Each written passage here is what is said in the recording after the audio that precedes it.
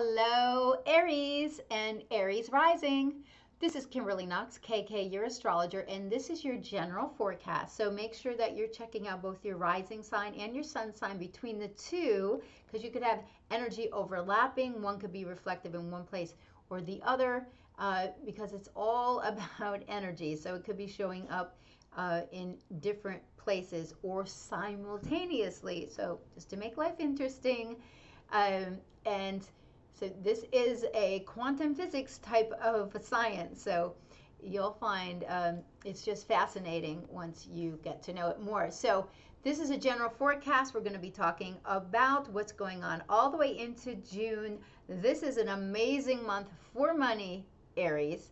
So let's see what's happening. I want to thank you for subscribing to my YouTube channel, for liking, for sharing. Leave me any comments. I'll get back to you. Nice or not so nice, I don't mind. And reach out to me on Instagram for daily inspirations and for a little commentary on what's going on astrologically for the day. Or you can just read the inspirational image or message. So let's get on with this. This is your ruler Mars, Aries. Your ruler is Mars, and Mars is retrograde. It only goes retrograde every couple of years. So it's not that, but it's powerful when it goes backwards, because Mars is the planet that rules the energy to take action on your own behalf. So you know, the people that have a strong Mars, they're constantly moving forward and taking energy, taking action. And the people that don't have such a strong Mars, they have other people generally come in and help push them along. So you are definitely the pioneer, the bold, courageous fire starter type of energy. Your planet Mars is going to be in a full phase with the sun this month, and that's where Mars is closest to the Earth. There is prime energy this month to get into huge arguments. I just saw an argument break out in the parking lot of Whole Foods. Usually it's kind of a benign area, but no, it was pretty bad. So I got in my car once I realized nothing bad was going to happen. I didn't have to call 911. But so this is kind of stuff that's brewing right now with Mars going retrograde, because it's very powerful. It acts like Pluto during retrograde, and we're cleaning up. We're having to make some corrections.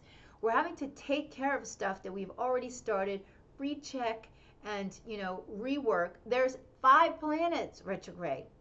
It's kind of historical, actually, because so it's really protecting us, because we're building something big now, and we really got to get it right, and we got to get we got to weed the garden kind of thing. And Taurus is a time that we plant and we grow.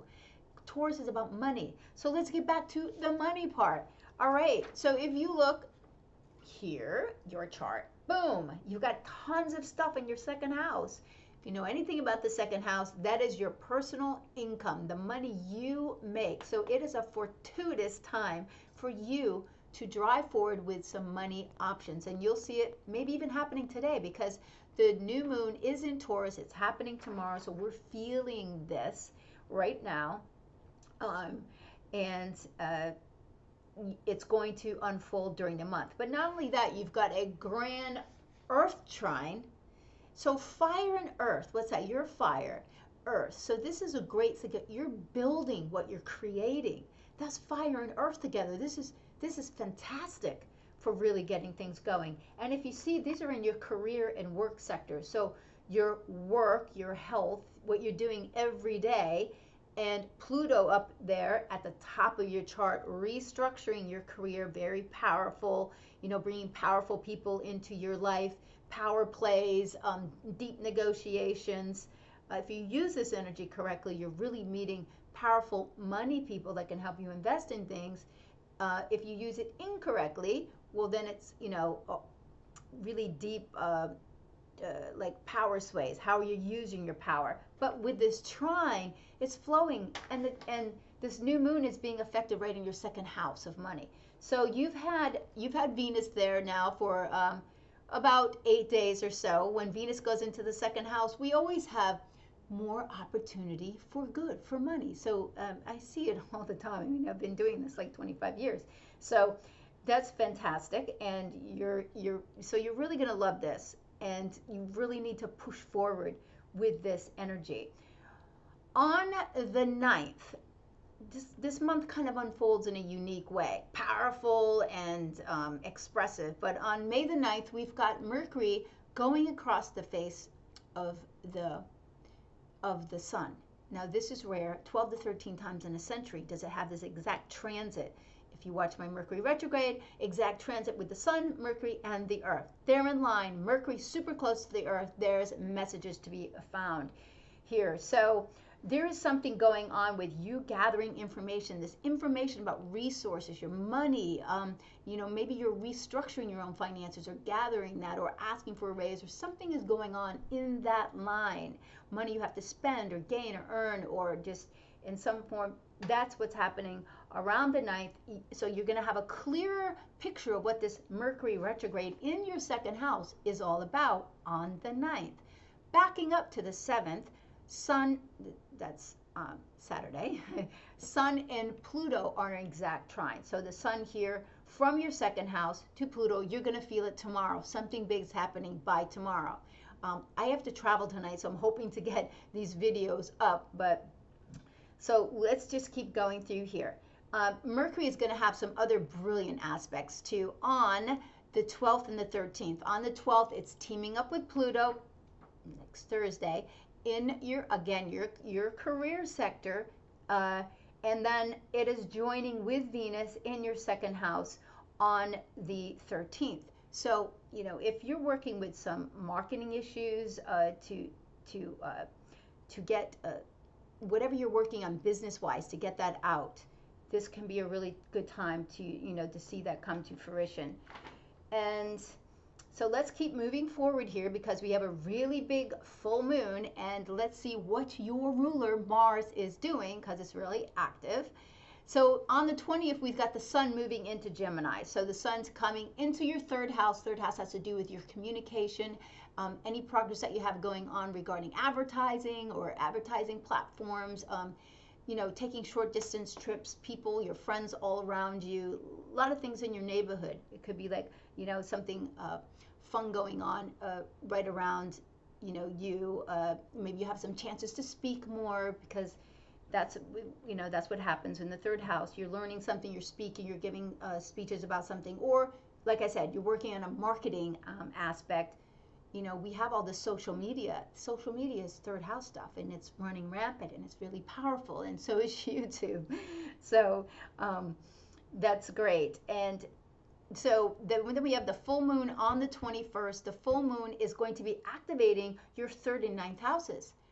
Okay, well, Saturn up in the ninth house is retrograde. It's been saying you need some more education, or you need to travel, or you're dealing with something in a foreign area. It's backed off to give you some digestion time, put to play some of those things that you've learned. So we're not like, being hit by the ruler now. We're actually having some recess time from Saturn, which gives us this a little bit of restriction, but it's more about responsibility, and we get everything back that we put into our efforts with Saturn. It's karma planet, and it's very, very fair. The work you put in, the grades you get back.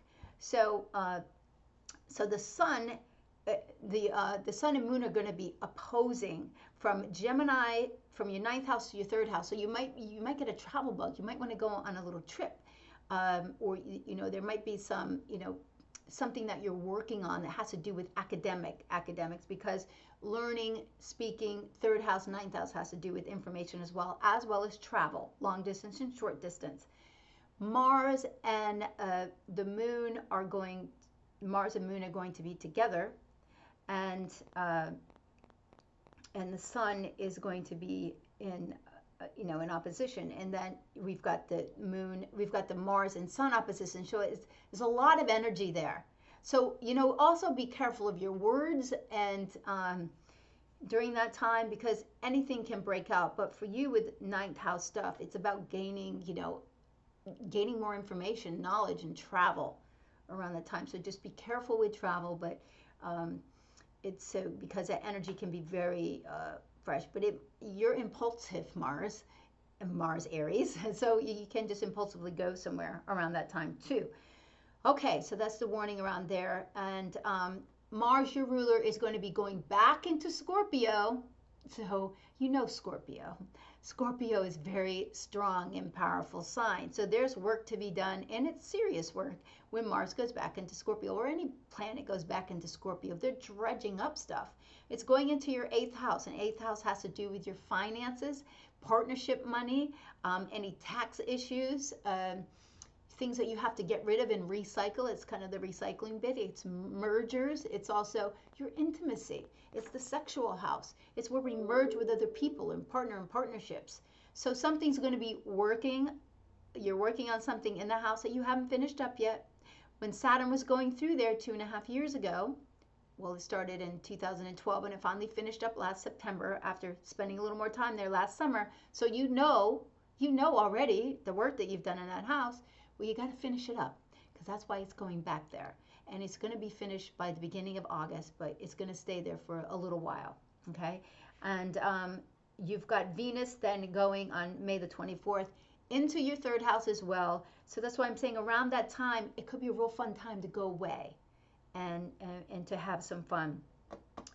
Did I gather everything else? May the 24th, your ruler is also in a full phase with Venus. So whatever seeds we planted November 1st, when Mars and Venus came together, this is a, Venus wants something, and it meets up with the Mars and says, okay, I'm going to go get it. Let's see what it delivered. It's showing us what it delivered since last November, because it met up with Venus 3 times last year. Okay. Anyway, it's super important month. Thank you, Aries. I hope you have a fabulous month. Reach out to me personally if you want a personal reading for your own chart, because you have your own planets and you see how things are really working out. But make sure you also read your rising sign if you know that. Have a fabulous month, Aries.